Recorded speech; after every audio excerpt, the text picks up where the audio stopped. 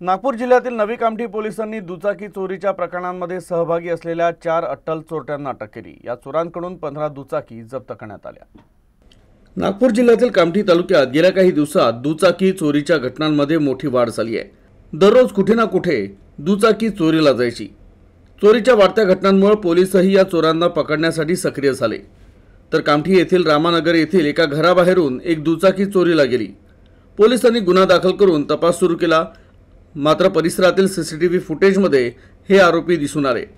माहितीच्या आधारे पोलिसांनी मास्टरमाइंड अमर केळझरकरला अटक केली।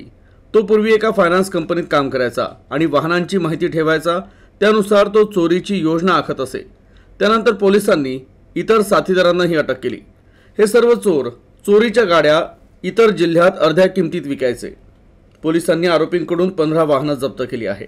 यामध्ये आपण एक 21/2025 हा एक गाडी चोरीचा मोटरसायकल चोरीचा गुन्हा दाखल केलेला होता। त्या गुन्ह्याच्या तपासामध्ये नवीन कामठी पोलीस स्टेशन येथील जी आपली टीम आहे त्याच्यामध्ये सिनियर इन्स्पेक्टर आहेत ठाकरे साहेब आणि त्यांच्यासोबत काम करणारे एपीआय सचिन यादव आणि त्यांची संपूर्ण डीबीची टीम यांनी अतिशय उत्कृष्ट प्रकारे बरेच सीसीटीव्ही चेक केले। गुप्त बातमीदारांकडून बातमी घेत एक 14 मोपेड व्हेकल्स बेसिकली स्कूटी ज्या असतात त्या आपण याच्यामध्ये रिकव्हर केलेल्या आहेत आणि 4 आरोपी याच्यामध्ये 2 आपल्याकडे कामठीमधील आहेत, एक कन्हान आणि एक वर्धा जिल्ह्यातील, असे 4 आरोपी त्याच्यामध्ये अटक केलेले आहेत। त्यांचे मोबाईल देखील आपण जमा केलेले आहेत आणि त्याच्यामध्ये अधिक तपास चालू आहे। एकूण याच्यामध्ये मुद्देमाल जवळपास 12,25,000चा मुद्देमाल आपण हस्तगत केलेला आहे।